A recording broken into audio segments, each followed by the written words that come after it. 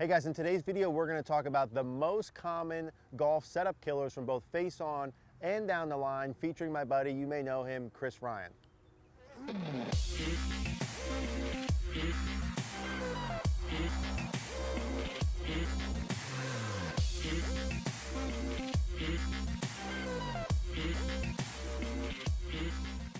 All right guys, so let's talk about the most common setup killers. We're back outside at the Bethlehem Golf Club, and this is going to be an awesome video today because we're going to be featuring my buddy, Chris Ryan.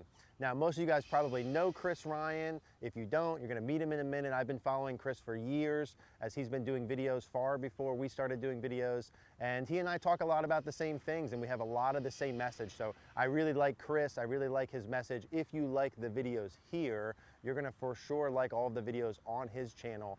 So we're going to link his channel in the description down below. But Chris, if you want to say hello, and then we'll dig into the content. Hey Eric, thanks for having me on your channel. Really looking forward to getting this content out to your viewers.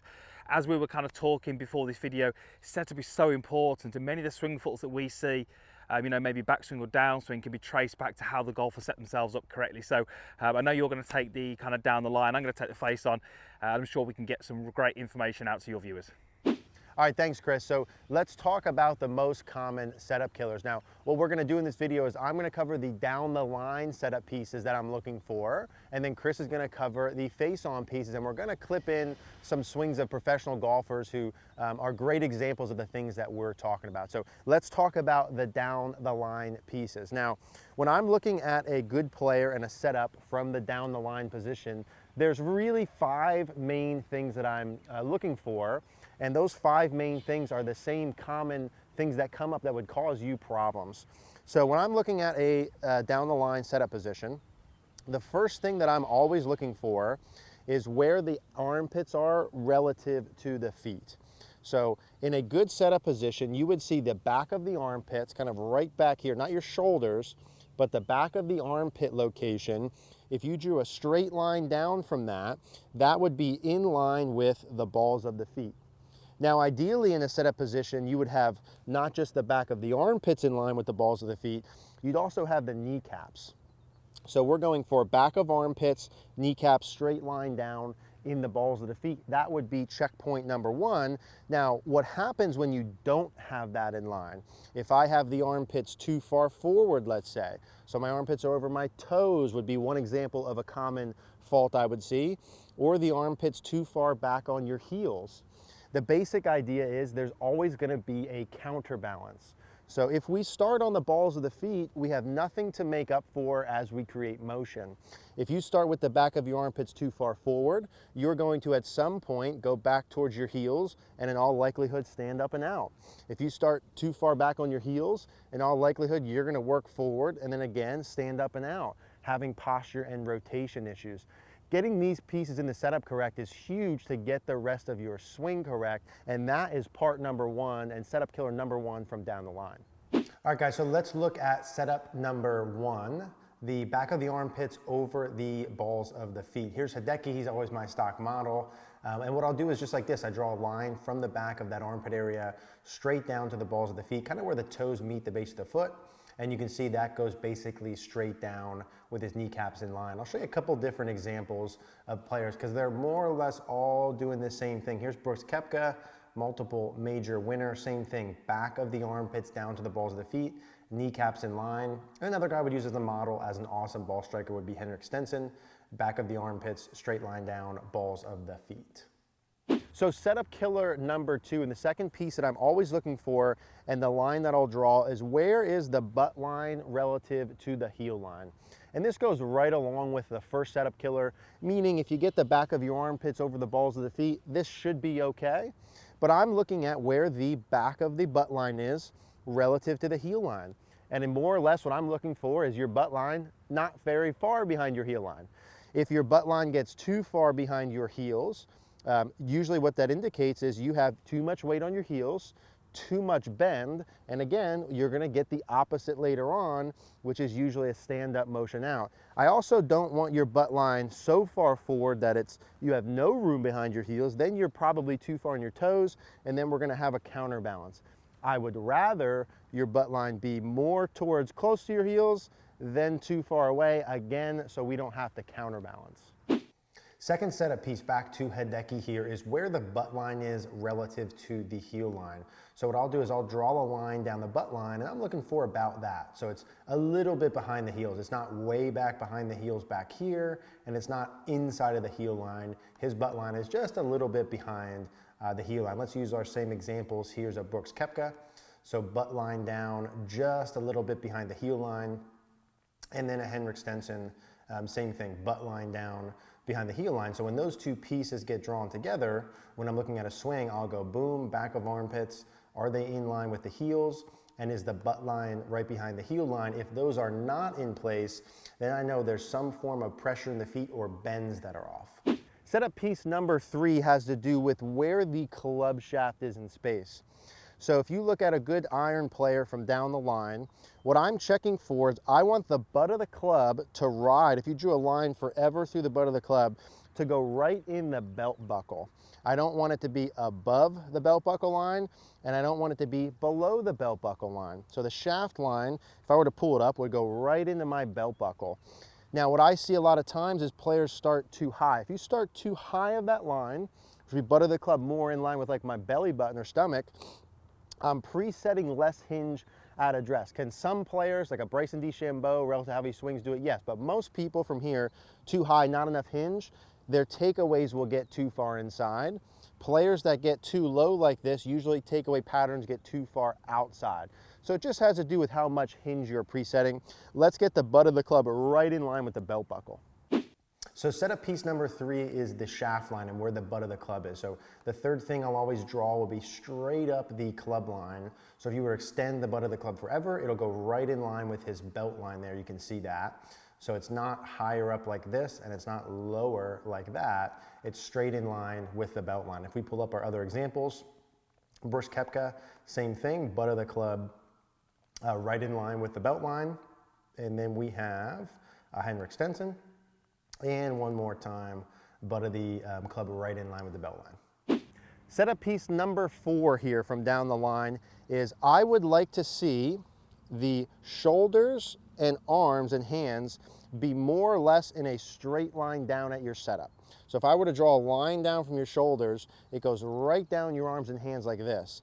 I don't want the arms and hands to be pointed out too far. Of course, with a driver and longer clubs, that will be the case. But with a shorter iron, like a 7 or 8 iron, straight line down like this. What I see a lot of players do is they'll have their arms too far away, which usually indicates they're too far away, and they're gonna have to compensate somewhere. Or if you set up and your arms and hands are too far close, usually you're too far close to the ball, and a lot of times that'll lead to takeaway and backswing issues. So when we get our balance points correct, back of armpits over the balls of the feet, let's also get our arms hanging straight line down. That's kind of the posture you're looking for. Straight down, bring your hands together, and that would give you the distance away from the ball that you're looking for. Setup piece number 4, right? So we'll draw a straight line down from the shoulders, and I'm looking for the shoulders, arms, and hands to go basically straight line down right in front of the toe line. Now this depends a little bit on what club you're using, but usually when I'm recording someone, and this will be an 8 or a 7 iron, I'm looking for that alignment. I don't want the arms too far in like this or too far out. I want the shoulder line straight line down, which indicates to me, again, the weight in the feet and the bends are correct at address. So same thing, arms, shoulders, arms, hands, straight line down in front of the toes with Brooks Koepka. And then we pull up HENRIK STENSON and we'll see the same alignment. So shoulders, arms, straight line down with the hands right in front of the toe line is checkpoint number 4. Setup piece number 5, and perhaps the most important one, is the back line. Something that's commonly misunderstood here and something we talk about a lot is your back line. Now what good players, what happens is their lower back is flat, but their upper back is rounded. So this lower part from the bottom of my spine until the middle about of my thoracic, you can see that club is right on my back line. Now notice my whole back isn't on it like this. This would be too far upright. This is what we used to get taught, way up here like this. The problem with this posture is I'm gonna almost always have the opposite, early extension. I wanna have my lower back flat and then let my upper back round forward and round down. And you watch all the players, especially the old time players before they got taught out of it, much more rounding of the upper back like this. So the setup position will be here. Lower back flat, back starts to round about in the middle, so the upper torso is back like this. that presets us with the best chance of having downswing pieces we want. We don't want to set up with our butt arched backing out like this and chest up. I see this all the time here, and what happens is then you're going to get the opposite. Butt sucks in, chest goes back, early extension pattern. And then the fifth piece that I'm looking at down the line is going to be the back line. So lower back flat, I'll kind of go mid butt line there, like by base of the spine through his middle back, right? Like that would be pretty much straight. And then this upper part of his back then starts to round forward. So notice he's not straight, lower back all the way up like that. His upper back and his thoracic rounds forward there. And as we pull up our other players, we'll see that's a commonality amongst all of them. Their lower backs are flat, their butt's not sticking out, it's just flat. And then the upper back rounds forward. And then we'll see our HENRIK. Same thing. And again, guys, I'm using these 3 players as models, 3 awesome ball strikers, 3 models that I use. All of the players more or less look the same way. But that lower back flat, upper back rounded is checkpoint number 5. These are the setup pieces that all of these guys are using. Those are the 5 pieces from down the line, the 5 things I'm looking for during all my online or in-person lessons, and the 5 most common faults that I see. Okay, so this first setup killer, I'm going to call this body tilts. And this is so common, and I see golfers unfortunately get this incorrect all the time. So what do we mean by body tilts? Well, effectively we mean by how our body's tilted in kind of this way or this way.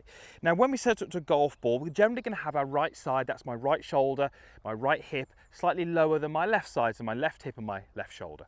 So when I take my setup to this golf ball, I'm looking to have my hips on a slight angle, so you can see my lead hip is slightly higher. You also see my lead shoulder is slightly higher. Now, how do I achieve that? Well, part of that is achieved simply because my trail hand is much lower than my lead hand on the golf club. So what that does, it kind of sets my trail side a little lower. But also often when I see a golfer place that trail hand on the golf club, it can really cause these hips to go back and the trail hip to go higher. So I see this quite commonly. So what I've actually done now is I've created almost the opposite tilts here, where my trail hip is higher and my shoulders are a lot more level. This is so common. It really starts to lead to poor hip action in the backswing, so a lot of sway. We tend to get the upper body kind of arching this way. We don't load into that right side, and it really becomes difficult to move the body effectively and efficiently through that golf swing. So a really simple exercise you can do is place your feet around the golf ball as you would normally, and just take a golf club and just place it to represent your hips or your belt line. And from there, just have a little bit of forward bump to raise that lead hip.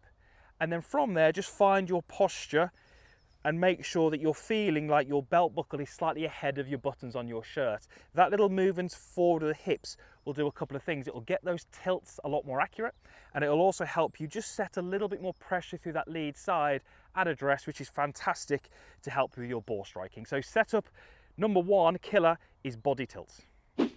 So setup killer number 2, looking at it from the face on, is a little bit linked to number 1, but it's where we set our weight at the start. I would love to see a golfer, when the ball is on the ground, and that's most of the shots we hit, so this does exclude the driver or maybe a through if you're hitting it from the tee, I would love to see a golfer set up with a little bit more pressure through that lead side. I'm talking a small amount. So when I take my setup, I like to get around about 55% of my pressure on that lead side.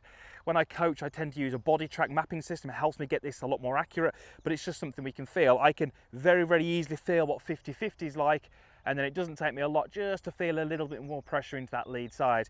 What that's going to do, when that ball is on the ground, we do want a slightly downward hit. We want to hit the ball and then the ground. Even with those long irons or this fairway woods, we want that attack angle to be negative, just not a huge amount. Having that pressure there to begin with really, really helps with that. Lots of golfers I see, as that right side gets a little lower, we tend to see the weight starting too much on this back leg. That's absolutely fine if the ball's teed up nice and high, like it is with the driver. So as I said, it's quite closely linked to number 1, because if you get those tilts correct, that little bump of the hips, it can really influence the weight distribution. But I just want you to be a little bit more aware at setup as to where your weight distribution is, and trying to get about 55% into your lead leg as you begin the golf swing. Number 3, setup killer number 3 is just ball position. Where is that ball positioned in your stance? Now this is unfortunately a pretty detailed and complex topic, because we've got obviously lots of different clubs in the bag, and everyone's got their different and their own styles of golf swing. If you have a varying style of golf swing, it may well be that a different ball position will be useful to you. However, we're just going to cover some of the basics in this video, maybe give you some information which you can go away and practice. Ball position too far forward can be detrimental to strike and direction, and ball position too far back, again, can be detrimental to both strike and direction. I've got myself a 6-iron here, so for me, 6-iron is going to be just forward of centre. As a rule of thumb, for most of the shots you'll hit on the golf course, which are standard shots, by that I mean you're not trying to hit them really low or really high, the ball position will be somewhere between the middle of your heels and the instep of your lead heel. So that distance really is not a huge amount, it's only about this wide. So every single shot that I play, or every club that I'm going to hit, the ball's going to be positioned in that little area in there. The middle of the stance being there for my shorter irons, my wedges, my pitching wedge, my 9, and then as I start to progress through my mid irons into my woods, that ball position creeps forward towards my lead heel. So a great little exercise is just to actually take a golf club or an alignment stick and just get into the habit of placing this on the ground when you're practicing, just to give you that awareness of where that ball position is. So I can see that's just forward of centre. There's the confirmation that I need that my ball position is correct. If this was a wedge, it'd be a little bit closer to the middle, maybe a 3 or 4 iron, it's going to be a little bit more up in the stance. But the basic rule we want it to work with is the mid irons are going to be middle, and as you progress through to the longer irons and the hybrids and the fairwoods, that gets pushed forward towards your lead heel. It's something which has to be practiced, and a alignment stick or even a golf club in practice can really help you just make sure you're getting that ball position spot on. Now this final setup killer is not really solely from a face-on view, but I think it's really important that we cover it in this video.